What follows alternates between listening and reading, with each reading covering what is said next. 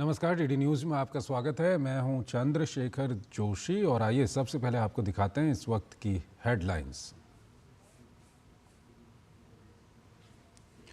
राजकीय सम्मान के साथ पूर्व प्रधानमंत्री डॉक्टर मनमोहन सिंह पंचतत्व में हुए विलीन। निगमबोध घाट पर बेटी ने दी मुखाग्नि। नम आंखों से देश ने दी विदाई। राष्ट्रपति, प्रधानमंत्री, रक्षा मंत्री सहित भूटान के नरेश विशेष रूप से रहे मौजूद।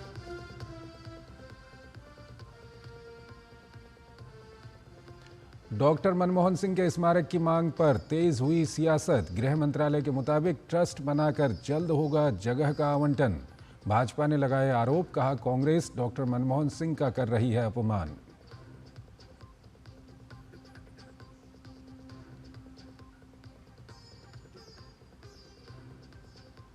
आम आदमी पार्टी सरकार के महिला सम्मान योजना पर उपराज्यपाल ने दिए जांच के आदेश। भड़के केजरीवाल ने कहा चुनावी घोषणा पर कैसी जांच। भाजपा ने कहा योजना की आड़ में गैर सरकारी लोग कर रहे हैं डेटा एकत्र।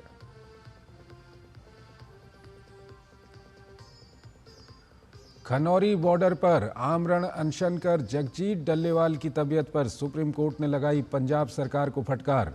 कहा जो लोग चिकित्सकीय सहायता में बन रहे हैं बाधा, उनकी नीयत पर अदालत को है शक। और रूस के राष्ट्रपति व्लादिमीर पुतिन ने अजरबैजान के राष्ट्रपति इल्हाम अलीयेव से मांगी माफी। 25 दिसंबर को कजाकिस्तान में अजरबैजान का हवाई जहाज रशियन एयर डिफेंस का हुआ था शिकार। 38 यात्रियों की मौत हो गई थी। और आइए अब खबरों को विस्तार से देखते हैं। देश की अर्थव्यवस्था को नई दशा और दिशा देने वाले भारत के पूर्व प्रधानमंत्री डॉक्टर मनमोहन सिंह शनिवार को पंचतत्व में विलीन हो गए। दिल्ली के निगमबोध घाट पर राजकीय सम्मान के साथ उनका अंतिम संस्कार किया गया। उनके पार्थिव शरीर को सेना की तोपगाड़ी पर दिल्ली के निगमबोध घाट लाया गया। यहां तीनों सेनाओं ने उन्हें सलामी दी।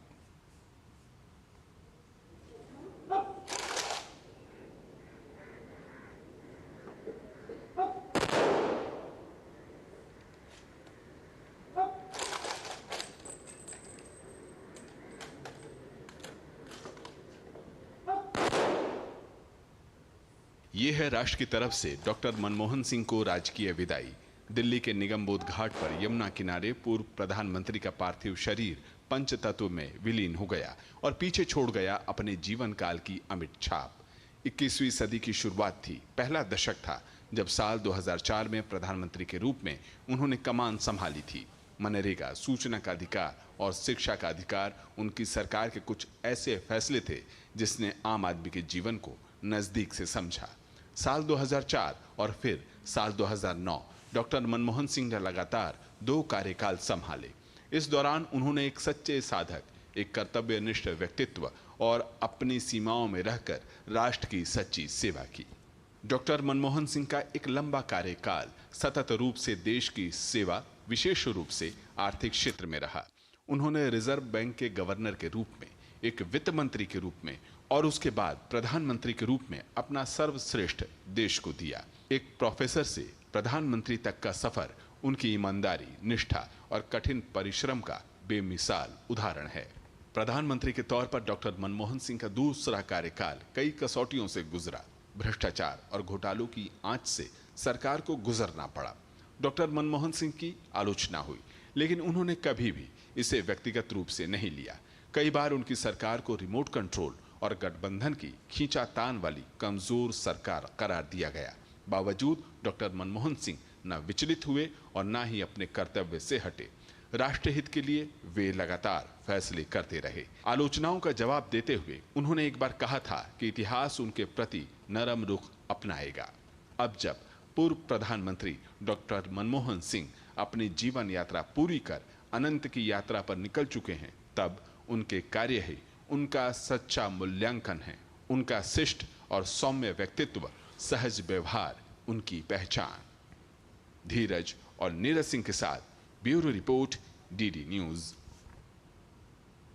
भूटान और मॉरिशस ने पूर्व प्रधानमंत्री डॉक्टर मनमोहन सिंह के सम्मान में अपने राष्ट्रीय ध्वज को झुकाने का निर्णय लिया है। ये भारत और भारतीय लोकतंत्र के प्रति उनका अनुराग है।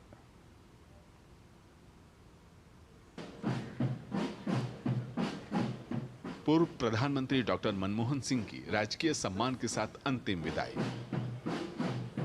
दिल्ली का निगम बोध घाट।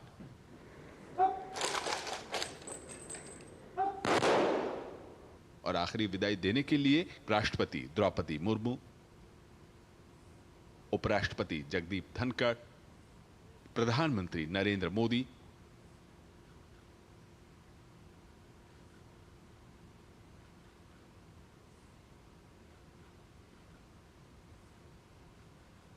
रक्षा मंत्री राजनाथ सिंह, गृह मंत्री अमित शाह, संसदीय कार्य मंत्री किरेन रिजिजू सहित मंत्रिमंडल के कई सदस्य मौजूद रहे। डॉक्टर मनमोहन सिंह को अंतिम विदाई देने भूटान नरेश की विशेष उपस्थिति रही। डॉक्टर मनमोहन सिंह का पार्थिव शरीर जब तक पंच तत्व में विलीन नहीं हो गया, तब तक सभी लोगों की मौजूदगी ने अंतिम विदाई को भावपूर्ण बना दिया। 26 दिसंबर को पूर्व प्रधानमंत्री मनमोहन सिंह का दिल्ली एम्स में निधन हो गया था। अपने शोक संदेश में प्रधानमंत्री नरेंद्र मोदी ने विकास के प्रति उनके योगदान को याद किया था। डॉक्टर मनमोहन सिंह जी के निधन ने हम सभी के हृदय को गहरी पीड़ा पहुंचाई है। शनिवार की सुबह डॉक्टर मनमोहन सिंह का पार्थिव शरीर कांग्रेस दफ्तर में अंतिम दर्शन के लिए रखा गया था, जहां पार्टी कार्यकर्ता और आम आदमी ने पूर्व प्रधानमंत्री को श्रद्धांजलि दी। इसके बाद अंतिम यात्रा सेना के वाहन द्वारा कांग्रेस के राष्ट्रीय मुख्यालय से निगम बोध घाट तक निकली, जहां कांग्रेस अध्यक्ष मल्लिकार्जुन खड़गे, नेता सोनिया गांधी, राहुल गांधी और कांग्रेस शासित प्रदेशों के मुख्यमंत्री मौजूद रहे। डॉक्टर मनमोहन सिंह की पूरी जीवन यात्रा सादगी और संजीदगी से लबरेज रही। उन्होंने अपने राजनीतिक जीवन में किसी विरोधी के प्रति अपमानजनक भाषा का प्रयोग नहीं किया। अपनी आलोचनाओं को भी सहजता से स्वीकार किया। उनके व्यक्तित्व का ही प्रभाव रहा कि पूरे देश में पार्टी लाइन से उठकर सभी ने उन्हें भावभीनी श्रद्धांजलि दी। कुमार आलोक, नितेंद्र सिंह के साथ ब्यूरो रिपोर्ट, डीडी न्यूज। पूर्व प्रधानमंत्री डॉक्टर मनमोहन सिंह के स्मारक को लेकर खूब सियासत हो रही है। एक तरफ जहां कांग्रेस पार्टी का आरोप है कि सरकार पूर्व प्रधानमंत्री के अंतिम संस्कार और स्मारक के लिए उचित जगह ढूंढने में नाकाम रही है, वहीं बीजेपी का कहना है कि विपक्ष इस मुद्दे पर राजनीति कर रहा है। भारत के पूर्व प्रधानमंत्री डॉक्टर मनमोहन सिंह की आखिरी विदाई के साथ ही उनका स्मारक बनाए जाने को लेकर सियासी बवाल तेज हो गया है। कांग्रेस ने सरकार पर आरोप लगाया है कि पूर्व प्रधानमंत्री की अंत्येष्टि और स्मारक के लिए सरकार जगह नहीं ढूंढ पा रही है, ये उनका अपमान है। वहीं भाजपा ने पलटवार कर कहा कि जिस कांग्रेस ने कभी भी मनमोहन सिंह का सम्मान नहीं किया, वो कांग्रेस कम से कम ऐसे वक्त तो सियासत से बाज आ जाती। ये वर्तमान गवर्नमेंट आगे आकर के खुद ही फैसला करती, हम वहाँ पर दाह संस्कार करेंगे अमुक जगह पर, स्मारक बनेगा, तो ये विवाद पैदा नहीं होता। विवाद पैदा बीजेपी ने किया है और दोष कांग्रेस को दे रहे हैं। कैबिनेट के तुरंत बाद गृह मंत्री आदरणीय अमित शाह जी ने कांग्रेस के अध्यक्ष आदरणीय मल्लिकार्जुन खड़गे जी को यह कन्वे किया कि सरकार स्मारक बनाने के लिए निर्णय ले चुकी है और अब जमीन का अधिग्रहण, ट्रस्ट का बनना और जमीन का ट्रांसफर जैसी प्रक्रियाएं पूर्ण होने के बाद जो समय लगेगा उसके द्वारा यथोचित और यथाशीघ्र यह कार्य किया जाएगा। भाजपा ने कांग्रेस को जवाब देते हुए कहा कि मौजूदा केंद्र सरकार ने दलगत भावना से ऊपर उठकर डॉक्टर मनमोहन सिंह का सम्मान किया है। साथ ही पीएम मोदी के नेतृत्व वाली एनडीए सरकार मनमोहन सिंह को उचित सम्मान देने के लिए पूरी तरह से प्रतिबद्ध है। इस बीच गृह मंत्रालय ने स्थिति साफ कर दी है। मंत्रालय ने जानकारी दी है कि केंद्र सरकार राष्ट्रीय राजधानी में पूर्व पीएम का स्मारक बनाएगी। इस बारे में गृह मंत्री अमित शाह ने कांग्रेस अध्यक्ष खड़गे और मनमोहन सिंह के परिवार को सूचित किया है कि सरकार स्मारक के लिए जगह आवंटित करेगी। हालांकि इसमें कुछ वक्त लगेगा। गृह मंत्रालय ने कहा है कि स्मारक बनाने के लिए ट्रस्ट का गठन करना होगा और उसे जगह आवंटित करनी होगी। डॉक्टर मनमोहन सिंह को लेकर जो सियासी घमासान कांग्रेस उठाना चाहती है, उसका जवाब दिया पूर्व राष्ट्रपति और कांग्रेस नेता रहे प्रणब मुखर्जी की बेटी शर्मिष्ठा मुखर्जी ने। उन्होंने याद दिलाया कि साल 2020 में प्रणब मुखर्जी के निधन के वक्त यही कांग्रेस पार्टी थी जिसने शोक जताने के लिए वर्किंग कमेटी की बैठक तक नहीं बुलाई थी। इस बात में पॉलिटिक्स बिल्कुल नहीं होनी चाहिए, क्योंकि हमारा एक मोर और लेस एक ये हमारा ट्रेडिशन रहा कि जो फॉर्मर प्राइम मिनिस्टर्स हैं उनके लिए मेमोरियल बनते हैं। पीवी नरसिम्हा राव जी एक एक्सेप्शन थे, और डॉक्टर मनमोहन सिंह जी का स्टेलर कंट्रीब्यूशन देख के तो मैं तो पूरी तरह से मानती हूँ उनका मेमोरियल पे कोई कंट्रोवर्सी नहीं होना चाहिए और उनको भारत रत्न भी मिलना चाहिए।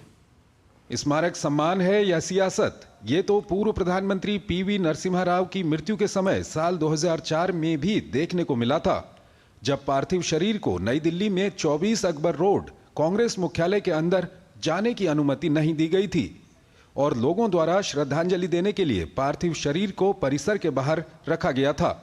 इसके अलावा यूपीए 1 की सरकार ने समाधि निर्माण की मांग नहीं मानी थी।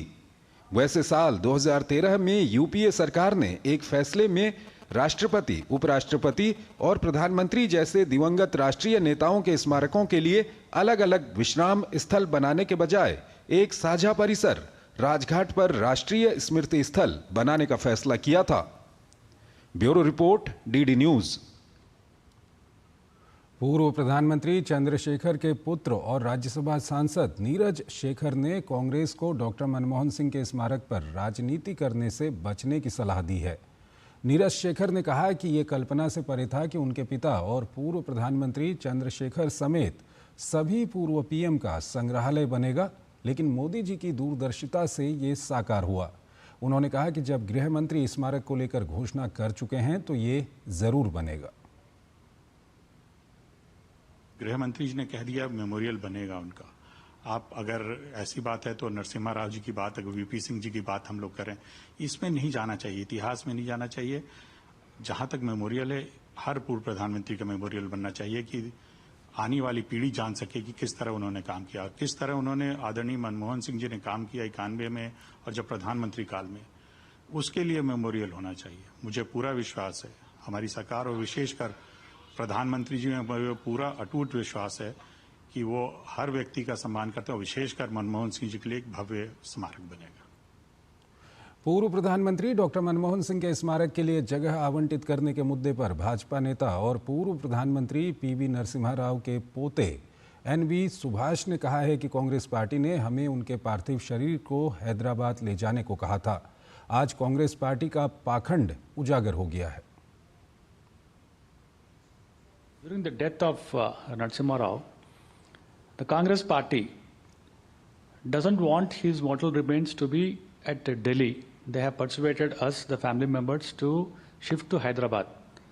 And the then Prime Minister and his cabinet colleagues and the Congress party leaders have assured us that the memorial site will be built in Hyderabad, though we were not really interested because Narasimha Rao has spent all his life in Delhi. And we wanted them to have the memorial in Delhi, but they have persuaded us to go back to Hyderabad, and then we see what was that just happened. I don't want to go in that on that. But today, the Congress party hypocrisy has been exposed. और आइए अब दूसरी खबरों की ओर चलते हैं। संचार मंत्री ज्योतिरादित्य सिंधिया ने भारतीय डाक को 2029 तक मुनाफे में लाने के लिए वित्त मंत्री निर्मला सीतारमण के साथ चर्चा की। चर्चा के दौरान सिंधिया ने डाक विभाग के अधिकारियों के साथ वित्त मंत्री के सामने पूंजीगत व्यय की अपनी मांगें रखीं ताकि विभाग को मुनाफे में लाया जा सके। ज्योतिरादित्य सिंधिया का लक्ष्य भारतीय डाक को वैश्विक रूप से प्रतिस्पर्धी बनाना है। वित्त मंत्री के साथ बैठक के दौरान सिंधिया ने कहा कि डाक विभाग लागतों को कम करने और ज़्यादातर प्रक्रियाओं को डिजिटल बनाने का लक्ष्य लेकर काम कर रहा है। उन्होंने ये भी कहा कि पहले से जारी व्यापार प्रक्रिया री इंजीनियरिंग की कवायद को वित्त मंत्रालय से निवेश पाकर बहुत लाभ होगा। भाजपा के राष्ट्रीय अध्यक्ष एवं केंद्रीय स्वास्थ्य मंत्री जेपी नड्डा ने शनिवार को कहा कि कांग्रेस पार्टी ने पूर्व प्रधानमंत्री मनमोहन सिंह का कभी सम्मान नहीं किया। जब मनमोहन सिंह पीएम थे तब सोनिया गांधी ने खुद को सुपर पीएम बना के प्रधानमंत्री की गरिमा को ठेस पहुंचाया। कांग्रेस जिसने डॉक्टर मनमोहन सिंह को जीते जी कभी भी वास्तविक सम्मान नहीं दिया, अब उनके सम्मान के नाम पर राजनीति कर रहे हैं। ये वही कांग्रेस है जिसने पीएम मनमोहन सिंह जी को सुपर पीएम के रूप में मैडम सोनिया गांधी जी को बिठा करके पीएम पद की गरिमा को धूमिल किया, उसे नीचा दिखाया। यही नहीं, पीएम मनमोहन सिंह जी का अपमान जिस तरह से राहुल गांधी ने अध्यादेश ऑर्डिनेंस को फाड़ करके किया था, इसकी कोई दूसरी मिसाल नहीं दिखने को मिलती है। उत्तर प्रदेश के प्रयागराज में होने वाले महाकुंभ के लिए तैयारियां जोर शोर से चल रही हैं। इसी कड़ी में उत्तर प्रदेश के मुख्यमंत्री योगी आदित्यनाथ ने दिल्ली में रक्षा मंत्री राजनाथ सिंह से मुलाकात की। साथ ही मुख्यमंत्री योगी ने रक्षा मंत्री को प्रयागराज महाकुंभ 2025 के लिए निमंत्रण भी दिया। यूपी के प्रयागराज में होने वाले दिव्य महाकुंभ को लेकर तैयारियां जोरों से चल रही हैं। इसी क्रम में उत्तर प्रदेश के मुख्यमंत्री योगी आदित्यनाथ ने दिल्ली में भाजपा के राष्ट्रीय अध्यक्ष जेपी नड्डा से मुलाकात की। मुख्यमंत्री योगी ने जेपी नड्डा को प्रयागराज महाकुंभ 2025 के लिए निमंत्रण दिया। गौरतलब है कि प्रदेश सरकार अगले वर्ष होने वाले महाकुंभ को सफल बनाने के लिए विशेष तैयारियां कर रही है। दिल्ली में चुनाव से पहले सियासत में सरगर्मी देखने को मिल रही है। हाल ही में आम आदमी पार्टी ने महिला सम्मान योजना का ऐलान किया था। पार्टी की ये योजना अब विवादों के घेरे में आ गई है। इस योजना के तहत महिलाओं को हर महीने 2100 रुपये दिए जाने का प्रावधान है। अब उपराज्यपाल ने इसी योजना के संबंध में जांच के आदेश दे दिए हैं। दिल्ली में महिला सम्मान योजना को लेकर विवाद थमने का नाम नहीं ले रहा है। अब उपराज्यपाल ने इस योजना के संबंध में जांच के आदेश दिए हैं। कांग्रेस नेता संदीप दीक्षित की शिकायत के बाद ये कदम उठाया गया है।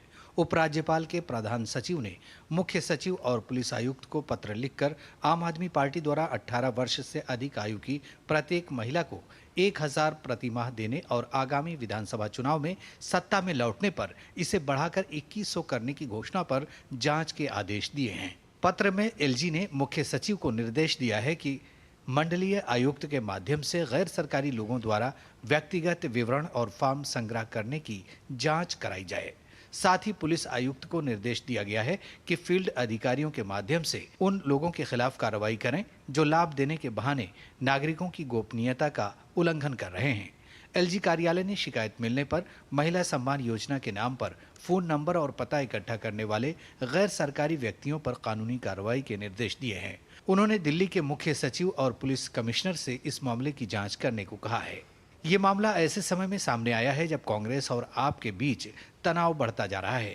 कांग्रेस नेता संदीप दीक्षित ने जहां दावा किया है कि महिला सम्मान योजना का कोई अस्तित्व नहीं है और आप पार्टी इसे लेकर जनता को गुमराह कर रही है, तो वहीं दूसरी तरफ आम आदमी पार्टी ने बीजेपी पर जांच के बहाने योजना को रोकने का आरोप लगाया है। इन्होंने एक फर्जी जांच के आदेश दिए हैं कि जांच होगी। किस चीज की जांच होगी? मेरे को ये नहीं समझ आता, जांच किस चीज की होगी? कोई हम पैसे इकट्ठे कर, हम क्या कर रहे हैं? हम तो लोगों को कह रहे हैं भी जो लोग इस योजना का लाभ चुनाव के बाद उठाना चाहते हैं वो आके रजिस्टर करो। तो आज ये जांच के नाम पे इस योजना को बंद करना चाहते हैं। अभी तो ये शुरू भी नहीं हुई है। आम आदमी पार्टी ने 2 स्कीम के बारे में बताया जो स्कीम सरकार की तरफ से लागू ही नहीं की गई है, और उसमें आम आदमी पार्टी के कार्यकर्ता डेटा कलेक्ट करने भी लग गए। गवर्नमेंट के ही विभाग ने, आतिशी जी के ही हेल्थ विभाग ने और विमेन एंड चाइल्ड डेवलपमेंट विभाग ने क्लैरिफाई किया है कि ये स्कीम्स लागू नहीं है, उसमें प्राइवेट डिटेल्स ली जा रही है। आप धोखा दे रहे हैं, आप बरगलाकर किसी को बेवकूफ बनाकर फॉर्म भरवा रहे हैं, और जो सूचनाएं आप उस फॉर्म में दे रहे हैं वो बिल्कुल ही गलत है, क्योंकि आपको गलत वायदे झूठ कर आपसे सूचना बटोरी जा रही है। इस पर मैं एलजी साहब के पास गया कि ये तो बहुत खतरनाक है। कांग्रेस नेता संदीप दीक्षित ने यह भी आरोप लगाया कि कांग्रेस उम्मीदवारों के घरों के पास पंजाब इंटेलिजेंस के अधिकारी देखे गए हैं। इसके साथ ही पंजाब से दिल्ली नकदी लाने की बात भी कही गई। एलजी ने इन आरोपों की जांच के लिए 3 दिन के भीतर रिपोर्ट देने का निर्देश दिया है। आपको बता दें कि महिला एवं बाल विकास मंत्रालय की ओर से एक विज्ञापन के द्वारा ये जनता को बताया गया था कि जो कुछ भी राजनीतिक पार्टियों की तरफ से महिला सम्मान योजना को लेकर बताया जा रहा है वो भ्रामक है। उसके बाद से विपक्षी पार्टी इस योजना को लेकर आम आदमी पार्टी पर हमलावर है। Bureau report, DD news. Tamil Nadu के राज्यपाल आर.एन. रवि ने शनिवार को अन्ना विश्वविद्यालय का दौरा किया और विश्वविद्यालय में हुए कथित यौन उत्पीड़न की घटना का निरीक्षण किया। इस बीच मद्रास उच्च न्यायालय ने शनिवार को अन्ना विश्वविद्यालय में कथित यौन उत्पीड़न मामले के साथ साथ एफआईआर लीक मामले की जांच के लिए महिला आईपीएस अधिकारियों की विशेष जांच टीम के गठन का आदेश दिया है। तमिलनाडु के अन्ना यूनिवर्सिटी में हुए यौन उत्पीड़न का मामला तूल पकड़ता जा रहा है। तमिलनाडु के राज्यपाल RN रवि ने आज चेन्नई स्थित अन्ना यूनिवर्सिटी का दौरा किया, जहां उन्होंने घटनास्थल का निरीक्षण किया और मामले की जानकारी ली। गौरतलब है कि अन्ना यूनिवर्सिटी कैंपस में 23 दिसंबर को एक छात्रा के साथ यौन उत्पीड़न का मामला सामने आया था। शनिवार को इस मामले की मद्रास उच्च न्यायालय में सुनवाई हुई। सुनवाई करते हुए मद्रास उच्च न्यायालय ने जांच के लिए महिला IPS अधिकारियों की एक विशेष जांच टीम का गठन किया। कोर्ट ने कहा कि पुलिस और विश्वविद्यालय की ओर से चूक हुई है। न्यायालय ने पीड़िता के व्यक्तिगत विवरण वाले FIR के लीक होने को पुलिस की ओर से एक गंभीर चूक बताया। साथ ही कोर्ट ने राज्य को पीड़ित लड़की को 25 लाख रुपए का अंतरिम मुआवजा देने का निर्देश दिया और कहा कि जिसे उन लोगों से वसूला जा सकता है जो कर्तव्य में लापरवाही और FIR लीक करने के लिए जिम्मेदार थे। अदालत ने पुलिस महानिदेशक को पीड़िता और उसके परिवार को अंतरिम सुरक्षा देने का भी निर्देश दिया। कोर्ट ने कहा कि हमें उम्मीद है कि SIT सही तरीके से जांच करेगी और दोनों मामलों में आरोप पत्र दाखिल करेगी। इस मामले में भाजपा ने कड़ा रुख अख्तियार करते हुए शुक्रवार को विरोध प्रदर्शन किया। भाजपा प्रदेश अध्यक्ष के अन्नामलाई ने अन्ना विश्वविद्यालय में न्याय की मांग करते हुए खुद को कोड़े लगाए। इससे पहले उन्होंने कहा था कि वो द्रमुक सरकार के हटने तक चप्पल नहीं पहनेंगे और नंगे पैर ही चलेंगे। मामले में भाजपा ने आरोप लगाया है कि आरोपी DMK का पदाधिकारी है। हालांकि सत्तारूढ़ पार्टी ने आरोपों को खारिज कर दिया है। पुलिस ने गुरुवार को ही आरोपी गना शेखरन को गिरफ्तार कर चुकी है। Bureau report, DD news. 26 दिसंबर को लद्दाख के पेंगोंग सो के तट पर 14,300 फीट की ऊंचाई पर छत्रपति शिवाजी महाराज की प्रतिमा का अनावरण किया गया। वीरता, दूरदर्शिता और अटूट न्याय की प्रतीक इस प्रतिमा का उद्घाटन लेफ्टिनेंट जनरल हितेश भल्ला द्वारा किया गया।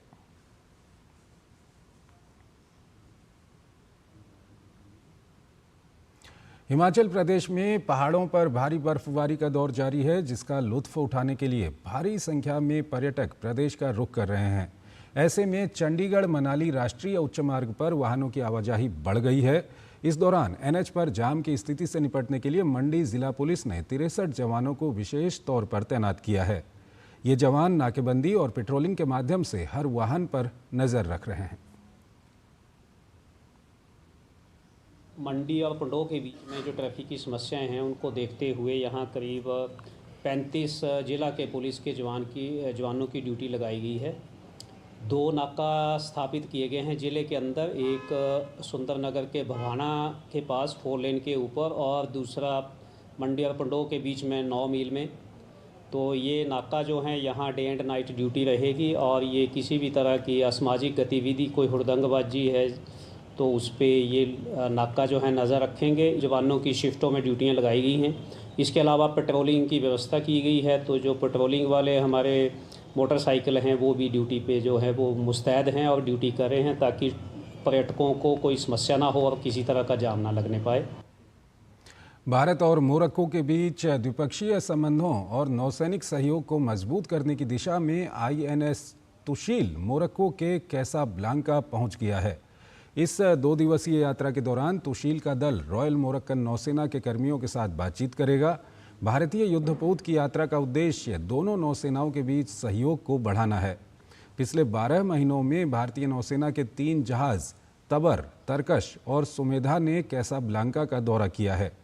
INS तुशील को 9 दिसंबर 2024 को रूस में कमीशन किया गया था। भारतीय सेना की 334 कर्मियों वाली टुकड़ी शनिवार को नेपाल के लिए रवाना हुई है। 18वीं बटालियन स्तर के संयुक्त सैन्य अभ्यास सूर्य किरण में भाग लेने के लिए ये टुकड़ी रवाना हुई है। यह अभ्यास 31 दिसंबर 2024 से 13 जनवरी 2025 तक नेपाल के सलझंडी में आयोजित किया जाएगा। ये एक वार्षिक प्रशिक्षण कार्यक्रम है जिसका आयोजन दोनों देशों में बारी बारी से किया जाता है। इस अभ्यास के दौरान भारतीय सेना की टुकड़ी का नेतृत्व 11वीं गोरखा राइफल्स की एक बटालियन द्वारा किया जाएगा, जबकि नेपाली सेना की टुकड़ी का नेतृत्व श्री जंग बटालियन द्वारा किया जाएगा। सूर्य किरण अभ्यास का उद्देश्य जंगल में युद्ध, पहाड़ों में आतंकवाद विरोधी अभियानों और संयुक्त राष्ट्र चार्टर के अंतर्गत मानवीय सहायता और आपदा राहत में अंतर संचालन क्षमता को बढ़ाना है। सूर्य किरण अभ्यास भारत और नेपाल के बीच मित्रता, विश्वास और साझा सांस्कृतिक संबंधों के मजबूत बंधन को दर्शाता है। पिछले 32 दिनों से खनौरी बॉर्डर पर आमरण अनशन कर रहे किसान नेता जगजीत सिंह डल्लेवाल को मेडिकल सहायता न देने पर सुप्रीम कोर्ट ने पंजाब सरकार को कड़ी फटकार लगाई है। दरअसल पंजाब सरकार ने सुप्रीम कोर्ट से मेडिकल सहायता देने पर अपनी असमर्थता जाहिर की है। पंजाब सरकार की ओर से एडवोकेट जनरल गुरमिंदर सिंह ने कोर्ट को कहा कि हम खुद को असहाय महसूस कर रहे हैं और पुलिस के हस्तक्षेप से स्थिति बिगड़ सकती है। कोर्ट ने पंजाब सरकार के रवैये पर सवाल उठाते हुए कहा कि ऐसा लगता है कि आप भी डल्लेवाल के धरना स्थल पर मौजूद रहने के पक्ष में हैं। कोर्ट ने पंजाब सरकार से सख्त सवाल पूछे हैं। कोर्ट ने कहा कि डल्लेवाल के पास इंसानों की इस किलेबंदी की इजाज़त किसने दी? कानून व्यवस्था कायम रखने की जिम्मेदारी किसकी है? किसानों का शांतिपूर्ण धरना स्थल पर बैठना तो ठीक है, लेकिन एक इंसान को मेडिकल सहायता लेने से रोका जा रहा है, ये गलत है। ऐसा पहले कभी नहीं हुआ। जहां केंद्र से बातचीत के मसले का सवाल है, हम पहले ही कह चुके हैं कि कोर्ट इसे अपने स्तर पर देखेगा। अभी की स्थिति पंजाब सरकार को संभालनी है। हिंदी सिनेमा के महान पार्श्व गायक मोहम्मद रफ़ी के जन्म शताब्दी वर्ष के मौके पर आज नई दिल्ली में एक कार्यक्रम का आयोजन किया गया। इस दौरान गायकों ने मोहम्मद रफ़ी द्वारा गाए गीतों के माध्यम से उन्हें याद किया। झारखंड उच्च न्यायालय के सेवानिवृत्त मुख्य न्यायाधीश करपगा विनायगम इस कार्यक्रम में मुख्य अतिथि के तौर पर शामिल हुए। उन्होंने इस मौके पर विभिन्न क्षेत्रों में उत्कृष्ट कार्य करने वाले लोगों को Mohammad Rafi an idea of India award से सम्मानित किया। चिकित्सा, साहित्य, शिक्षा, समाज सेवा, कला और संस्कृति, इतिहास और खेल जैसे क्षेत्रों से जुड़े व्यक्तियों और संस्थाओं को इस दौरान सम्मानित किया गया। साथ ही मोहम्मद रफ़ी की संगीत विरासत पर एक गीत भी जारी किया गया। He has got 4 qualities, Rafi: respectable, authentic, faithful, impeccable Indian. That's called Rafi. Or respectable, A, authentic, F, faithful, and I, impeccable Indian. He proud himself, he made the India proud to be in the midst of entire world. They say that Vasudeva Kudumbakam, we are all one family. The entire world is one family. But he makes India to feel proud of it. Ram मंदिर में प्राण प्रतिष्ठा के बाद 2025 नव वर्ष पर लाखों की संख्या में श्रद्धालुओं के आने की संभावना जताई जा रही है, जिसको लेकर जिला प्रशासन और मंदिर प्रशासन जमकर तैयारी कर रहा है। अयोध्या में रामलला के दर्शन का समय 1 जनवरी से 1 घंटा बढ़ाए जाने का निर्णय लिया गया है, ताकि श्रद्धालुओं को सुलभ दर्शन हो सकें। ये रिपोर्ट देखिए। नववर्ष के अवसर पर भगवान राम के दर्शन के लिए राम मंदिर में बड़ी संख्या में भक्तों के आने की संभावना जताई जा रही है। इसको देखते हुए अयोध्या में व्यापक प्रबंध किए गए हैं। रामलला के दर्शन का समय 1 जनवरी से 1 घंटा बढ़ाए जाने का निर्णय लिया गया है। कुल मिलाकर के 3 लाख लोग रहेंगे तो 40 से 45 मिनट में प्रति व्यक्ति का दर्शन होता रहेगा, ऐसी व्यवस्था है। हमने इस दौरान 1 तारीख से कुछ दर्शन अवधि भी बढ़ाने की सोची है और ऐसा अनुमान है कि हम आधे से 1 घंटे दर्शन अवधि और बढ़ाएंगे, जिससे 1 तारीख की व्यवस्था को देखते हुए, आने वाले कुंभ को से आने वाले श्रद्धालुओं को देखते हुए हम 1 घंटे और श्रद्धालुओं को दर्शन की व्यवस्था बढ़ाएंगे। वहीं नगर निगम अयोध्या के महापौर गिरीशपति त्रिपाठी का कहना है कि मकर संक्रांति से प्रयागराज में प्रारंभ हो रहे महाकुंभ के कारण भी रामनगरी अयोध्या में 3 करोड़ से अधिक श्रद्धालुओं के आने की संभावना है। उन्होंने कहा कि नगर निगम हर समय जिस दिन से राम जन्मभूमि की स्थापना हुई उसके पूर्व से ही लगातार सफाई का एक मानदंड बना रखा है। नगर निगम अयोध्या हर समय जिस दिन से राम जन्मभूमि की स्थापना हुई उसके पूर्व से ही हम लोगों ने लगातार सफाई का एक मानदंड बना के यहाँ रखा है। और आप देखते होंगे अयोध्या की स्वच्छता की व्यवस्था में हम लोगों ने सार्वजनिक पेयजल की व्यवस्था कैसे है उसके लिए भी व्यवस्था करके रखी। हमारी ई-बसेस, हमारे गोल्ड कार्ड, हमारे जो हम लोगों ने डेकोरेटिव लाइट्स लगा रखी है। तो नगर निगम के माध्यम से जो भी सुविधाएं, जो भी व्यवस्थाएं हो सकती हैं वो राउंड द क्लॉक हर समय हम लोग तैयार हैं। अयोध्या में आने वाले श्रद्धालु राम मंदिर के साथ साथ हनुमानगढ़ी और कनक भवन मंदिर के भी दर्शन करते हैं। हनुमानगढ़ी के महंत राजू दास बताते हैं कि नए वर्ष पर लगभग 5 लाख से अधिक श्रद्धालुओं के पहुंचने की संभावना है, जिसको लेकर तैयारियां की जा रही हैं।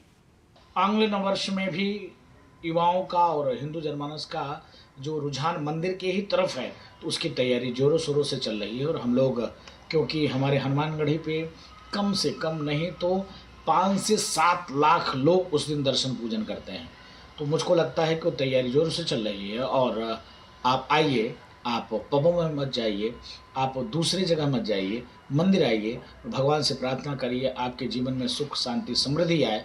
राम मंदिर में रामलला की प्राण प्रतिष्ठा के 1 वर्ष पूरे होने पर वर्षगांठ द्वादशी के रूप में मनाई जाएगी।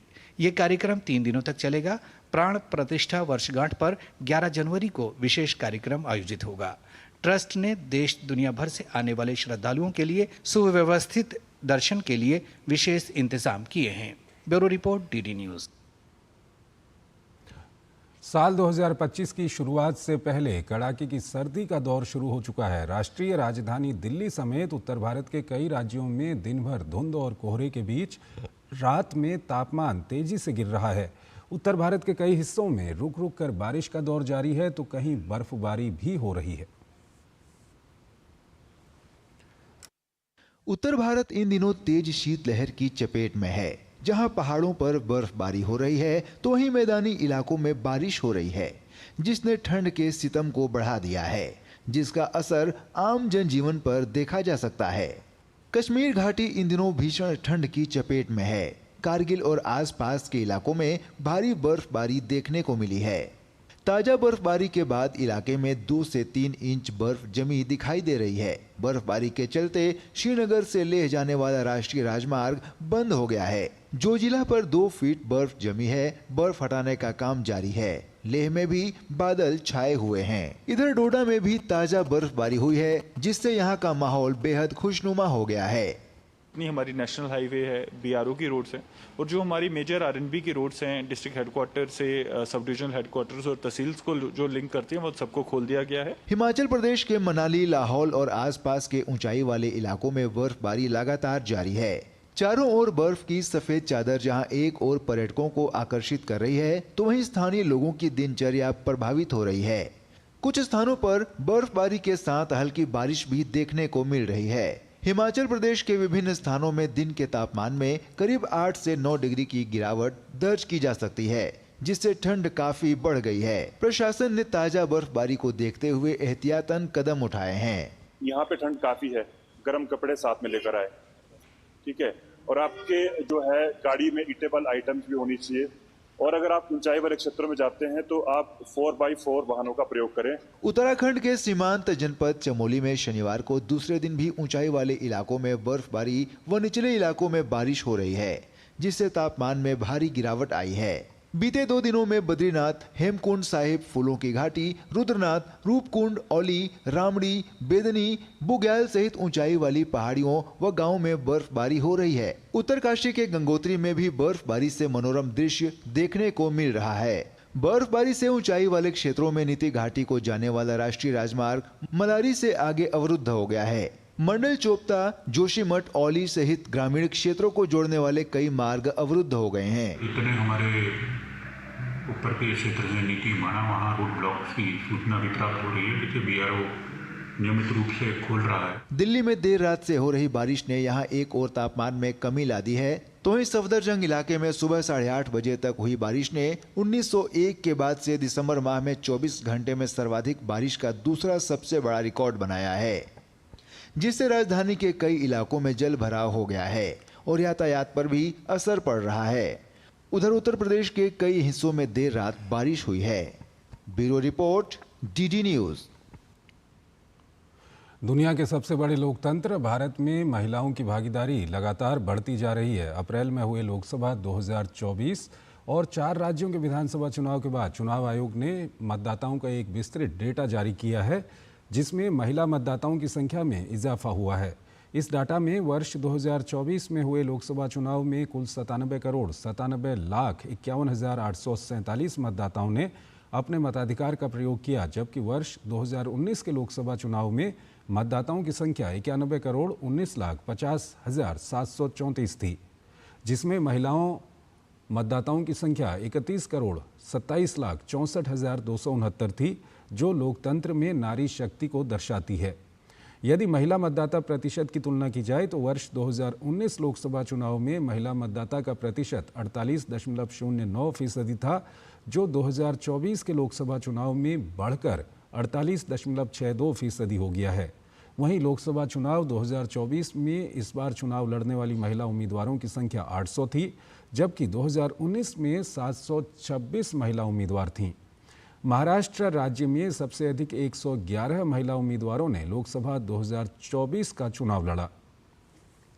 उसके बाद उत्तर प्रदेश में 80 और तमिलनाडु में 77 महिला उम्मीदवार थीं।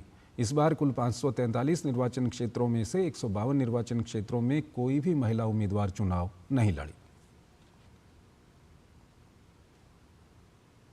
देश में अर्थव्यवस्था और श्रम और रोजगार के मामले में तेज गति से वृद्धि हो रही है। प्रधानमंत्री के आर्थिक सलाहकार परिषद EAC PM की सदस्य शमिका रवि और भारतीय सांख्यिकी संस्थान के मोदित कपूर द्वारा लिखित एक कार्यपत्र में कहा गया है कि भारत में 2017, 2018 और 2022-2023 के बीच कई राज्यों और विशेष रूप से ग्रामीण क्षेत्रों में महिला श्रम बल रोजगार में नाटकीय वृद्धि देखी गई है। कार्यपत्र से पता चलता है कि ग्रामीण महिला श्रम बल भागीदारी दर LFPR 24.6% से बढ़कर 41.5% हो गया, जबकि शहरी LFPR 20.4% से मामूली रूप से बढ़कर 25.4% हो गया, जिसमें विचाराधीन अवधि के दौरान महत्वपूर्ण अंतर्राज्यीय बदलाव हुए। देश का चालू खाता घाटा कैड 2024-25 की जुलाई-सितंबर तिमाही में घटकर 11.2 अरब डॉलर रहा। ये सकल घरेलू उत्पाद GDP का 1.2% है। भारतीय रिजर्व बैंक RBI के आंकड़ों में ये जानकारी दी गई। देश के बाहरी भुगतान परिदृश्य को बताने वाला कैड 2023-2024 की दूसरी तिमाही के दौरान 11.3 अरब डॉलर यानी GDP का 1.3% था। RBI के अनुसार भारत का कैड 2024-2025 की दूसरी तिमाही में कम होकर 11.2 अरब डॉलर यानी GDP का 1.2% रहा, जो 2023-2024 की दूसरी तिमाही में 11.3 अरब डॉलर यानी GDP का 1.3% था। वहीं चालू खाता घाटा अप्रैल-सितंबर यानी 2024-25 की पहली छमाही के दौरान 21.4 अरब डॉलर यानी GDP का 1.2% रहा, जबकि एक साल पहले इसी अवधि में ये 20.2 अरब डॉलर यानी GDP का 1.2% था। मुंबई में ड्रग्स के खिलाफ अभियान में इस साल पुलिस प्रशासन ने बड़ी सफलता हासिल की है। ड्रग्स फ्री मुंबई जैसे अभियान चलाकर मादक पदार्थों का कारोबार करने वालों की धरपकड़ जारी है। मुंबई एंटी नारकोटिक्स सेल ने इस साल 200 से अधिक व्यक्तियों को गिरफ्तार किया है। नारकोटिक्स सेल के मुताबिक मुंबई पुलिस ने 500 करोड़ रुपए से अधिक मूल्य की नशीले पदार्थ जब्त किए हैं। मुंबई एंटी नारकोटिक्स सेल ने इस साल 200 से ज़्यादा आरोपी अरेस्ट किए और 60 करोड़ से ऊपर का माल जब्त किया है, अम्लीय पदार्थ। और पूरा मुंबई पुलिस का 500 करोड़ से ज़्यादा का अम्लीय पदार्थ यानी ड्रग्स जब्त हुआ है और कंजम्पशन प्लस कमर्शियल क्वांटिटी ऐसे मिला के 7,000 से ज़्यादा आरोपी अरेस्ट किए हैं और 7,000 केसेस भी रजिस्टर हुए। रूसी राष्ट्रपति के प्रेस कार्यालय ने शनिवार को क्रिसमस के दिन हुए अजरबैजान एयरलाइंस विमान दुर्घटना के पीड़ितों के परिवारों के प्रति अपनी संवेदना व्यक्त की है। प्रेस कार्यालय ने एक बयान जारी करते हुए कहा कि व्लादिमीर पुतिन ने रूस के हवाई क्षेत्र में हुई विमान दुर्घटना पर माफी मांगी है। रूसी राष्ट्रपति ने विमान दुर्घटना पीड़ितों के परिवारों के प्रति अपनी गहरी संवेदना व्यक्त की और घायलों के शीघ्र स्वस्थ होने की भी कामना की है। अफगानिस्तान के तालिबान फोर्सेस ने शनिवार को सीमा रेखा के पास पाकिस्तान के कई इलाकों को निशाना बनाया। अफगान रक्षा मंत्रालय ने इसे पाकिस्तान की तरफ से हाल ही में किए गए हवाई हमले का जवाब बताया है। उस हमले में कम से कम 46 लोगों की मौत हो गई थी, जिनमें कई महिलाएं और बच्चे भी शामिल थे। आज के हमले के साथ ही अफगान तालिबान ने पाकिस्तान से हवाई हमले का बदला ले लिया है।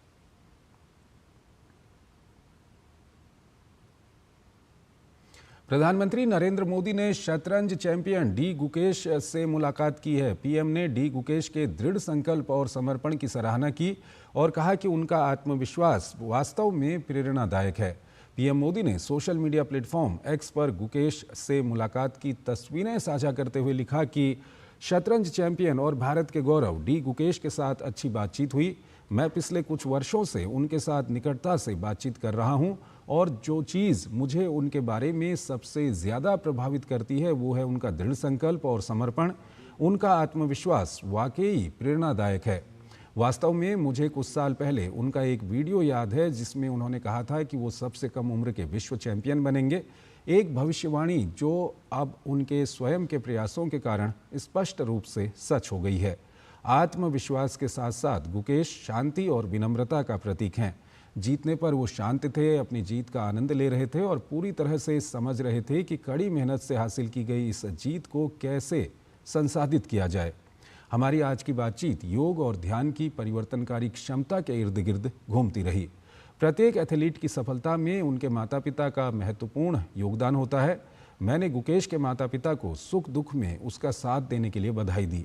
उनका समर्पण उन अनगिनत युवा खिलाड़ियों के माता पिता को प्रेरित करेगा जो खेल को करियर के रूप में अपनाने का सपना देखते हैं। मुझे गुकेश से उनके द्वारा जीते गए खेल की मूल शतरंज की बिसात पाकर भी खुशी हुई है। शतरंज की बिसात जिस पर उनके और डिंग लिरेन दोनों के हस्ताक्षर हैं, एक यादगार स्मृति चिन्ह है। मेलबर्न में खेले जा रहे बॉर्डर गावस्कर ट्रॉफी के तहत चौथे टेस्ट मैच के तीसरे दिन का खेल समाप्त होने तक भारत ने 9 विकेट पर 358 रन बना लिए। भारत अभी भी ऑस्ट्रेलिया की पहली पारी के स्कोर से 116 रन पीछे है। नीतीश कुमार रेड्डी 105 जबकि मोहम्मद सिराज 2 रन बनाकर क्रीज पर मौजूद हैं।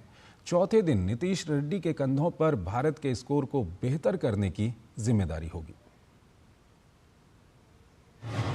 मेलबर्न टेस्ट के तीसरे दिन रोमांचक हुआ मुकाबला। भारत ने पहली पारी में 9 विकेट पर बनाए 358 रन।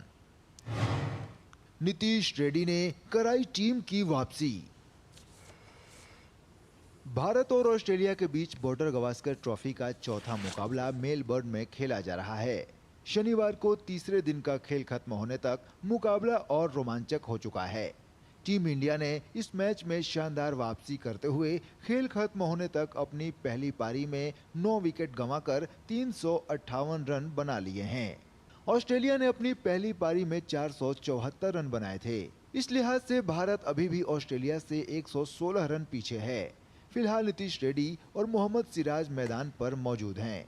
तीसरे दिन भारतीय टीम के प्रदर्शन की बात करें तो आज भारत ने 5 विकेट पर 164 रन से आगे खेलते हुए अपने खाते में 194 रन जोड़े। इस दौरान भारत ने ऋषभ पंत, रविंद्र जडेजा, जसप्रीत बुमराह और वाशिंगटन सुंदर के विकेट गंवाए। बॉक्सिंग डे टेस्ट के तीसरे दिन नीतीश रेड्डी का बेहतरीन प्रदर्शन देखने को मिला। शानदार बल्लेबाजी करते हुए नीतीश रेड्डी ने अपने अंतर्राष्ट्रीय करियर का पहला शतक पूरा किया। इस दौरान उन्होंने 10 चौके और 1 छक्के जड़े। वे 105 रन बनाकर नाबाद हैं। नीतीश रेड्डी ने 9वें नंबर पर बल्लेबाजी के लिए उतरे वाशिंगटन सुंदर के साथ 8वें विकेट के लिए 127 रन की साझेदारी निभाई। सुंदर 162 गेंद में 1 चौके की मदद से 50 रन बनाकर आउट हुए। बहरहाल भारतीय क्रिकेट टीम ऑस्ट्रेलिया से अभी भी 116 रन पीछे है। ऐसे में टीम को नीतीश रेड्डी से यह उम्मीद होगी कि वे अपने और टीम के खाते में कुछ और रन जोड़ें ताकि ऑस्ट्रेलिया को पहली पारी के आधार पर कम बढ़त हासिल हो सके। Sports desk, DD news. भारतीय कप्तान रोहित शर्मा ऑस्ट्रेलियाई दौरे पर बल्ले से खामोश ही नजर आ रहे हैं, जिसका सीधा असर टीम इंडिया के प्रदर्शन पर भी दिख रहा है। तो आखिरकार रोहित का ये खराब फॉर्म कब से है और पिछली कुछ पारियों में उनका क्या कुछ रिकॉर्ड है, जानते हैं इस रिपोर्ट के जरिए।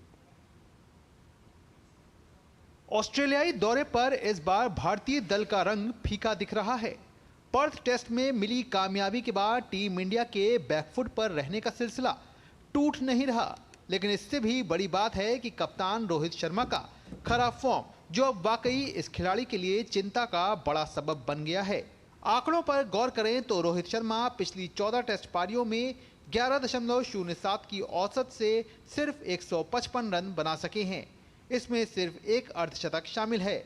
इस दौरान रोहित की पारियां 6, 5, 23, 8, 2, 52, 0, 8, 18, 11, 3, 6, 10 और 3 रन की रही हैं। रोहित ने इस सीरीज में 6 पारियों में 11.50 की औसत से 51 रन बनाए हैं। रोहित ने इससे पहले न्यूजीलैंड के खिलाफ भी 3 टेस्ट मैचों की सीरीज में भी कुछ खास नहीं किया था। वो 6 पारियों में सिर्फ 93 रन बना पाए थे। रोहित की कप्तानी भी पिछले 2 सीरीज से सवालों के घेरे में है। वहीं ऑस्ट्रेलियाई कप्तान पैट कमिंस के खिलाफ भी रोहित शर्मा का बल्ला खामोश रहा है। इस दौरे पर रोहित ने कमिंस का 3 पारियों में सामना किया, जिसमें वो सिर्फ 7 रन बना पाए। कमिंस ने इस दौरान उन्हें 3 बार आउट किया है।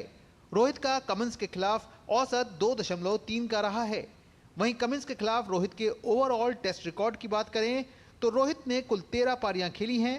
इस दौरान 199 गेंदों का सामना किया है और 127 रन बनाए हैं, जबकि कमिंस ने उन्हें 7 बार आउट करने में सफलता हासिल की है। ऑस्ट्रेलियाई कप्तान के खिलाफ भारतीय कप्तान का औसत 18.14 का रहा है। जाहिर तौर पर रोहित शर्मा के खराब फॉर्म का असर टीम इंडिया के प्रदर्शन पर भी दिख रहा है।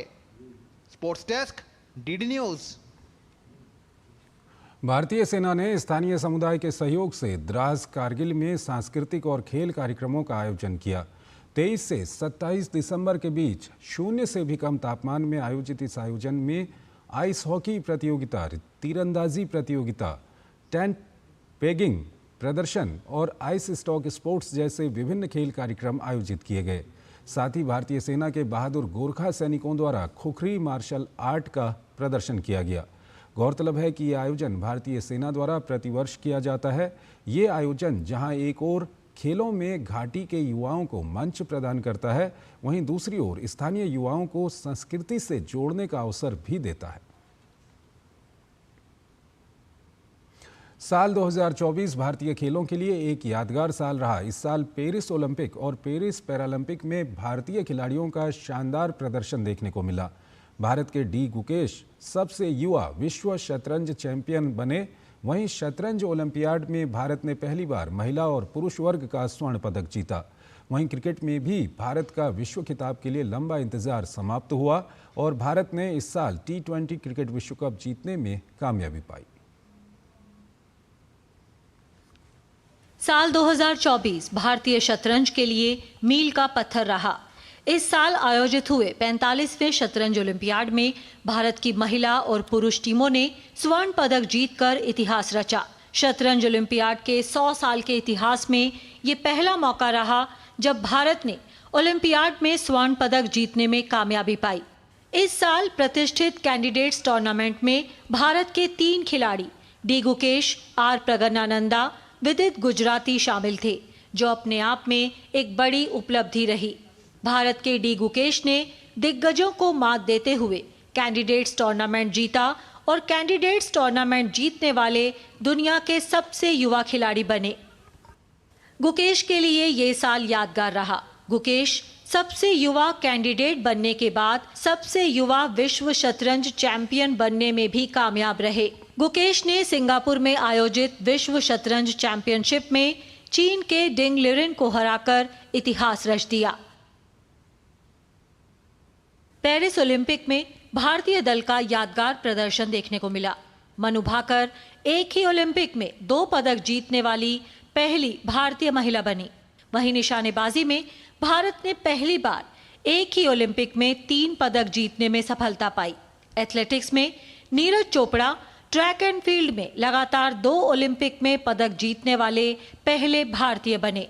अमन सहरावत ने कांस्य पदक जीतकर कुश्ती में चले आ रहे पदक जीतने के सिलसिले को बरकरार रखा।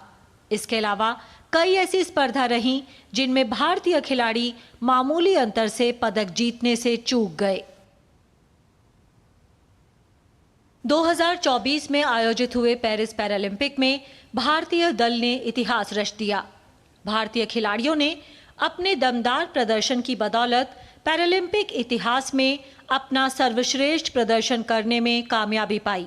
भारत ने टोक्यो पैरालंपिक में किए गए अपने प्रदर्शन को पीछे छोड़ दिया। भारत ने पेरिस पैरालंपिक में 7 स्वर्ण, 9 रजत और 13 कांस्य पदक सहित कुल 29 पदक जीते और अब तक का सर्वश्रेष्ठ प्रदर्शन किया। भारतीय दल ने सबसे अधिक पदक पैरा एथलेटिक्स में जीते। भारत ने इस बार पैरा एथलेटिक्स में 17 पदक जीते, जिसमें 4 स्वर्ण शामिल रहे। इसके दूसरा नंबर पैरा बैडमिंटन का रहा, जिसमें भारत ने 1 स्वर्ण समेत 5 पदक जीते। पैरा शूटिंग में भारत को 1 गोल्ड सहित 4 मेडल मिले। पैरा तीरंदाजी में भारत का दमदार प्रदर्शन देखने को मिला।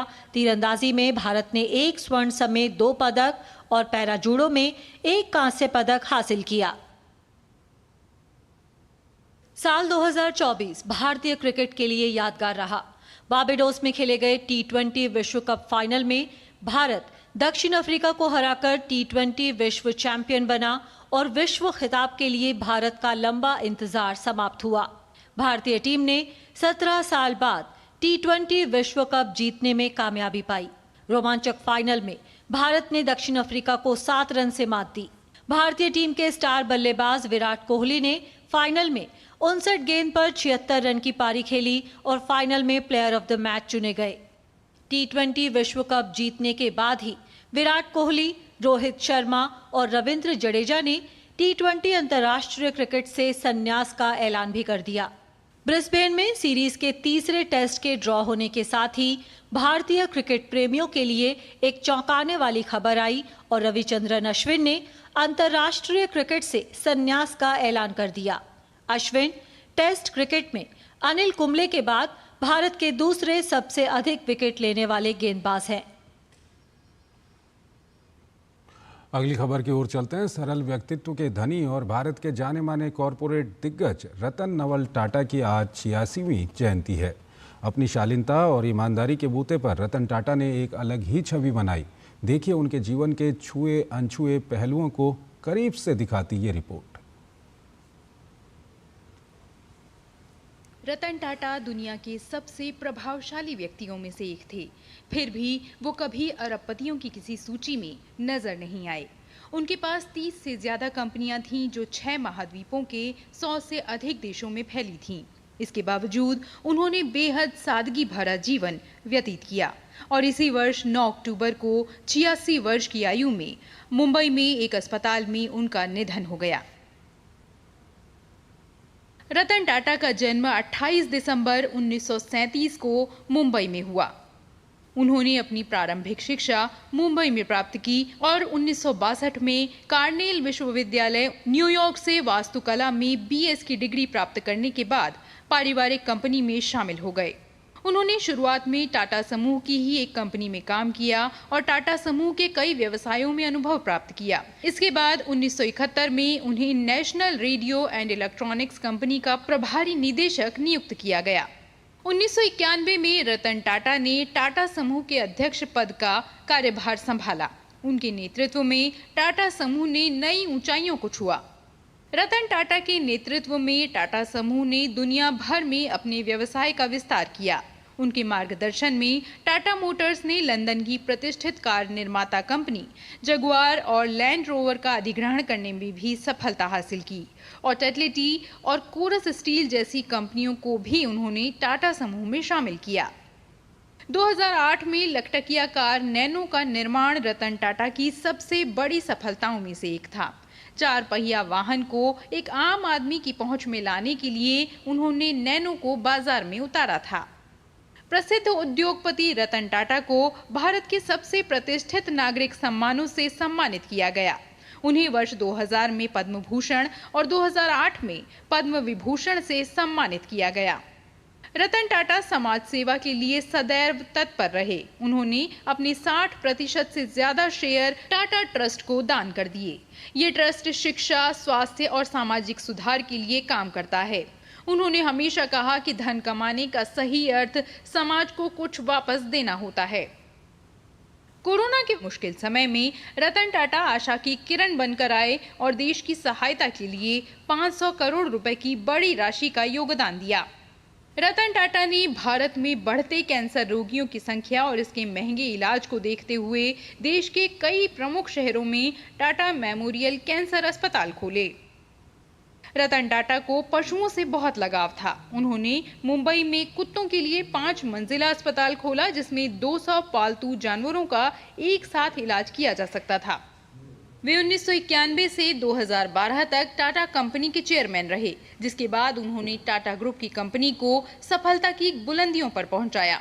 साल 1991 में जब रतन टाटा ने इसकी कमान संभाली थी, तब टाटा ग्रुप का सालाना कारोबार $4 अरब था, जिसके बाद उन्होंने टाटा ग्रुप को $100 अरब तक पहुंचाने के बाद ही चेयरमैनशिप छोड़ी।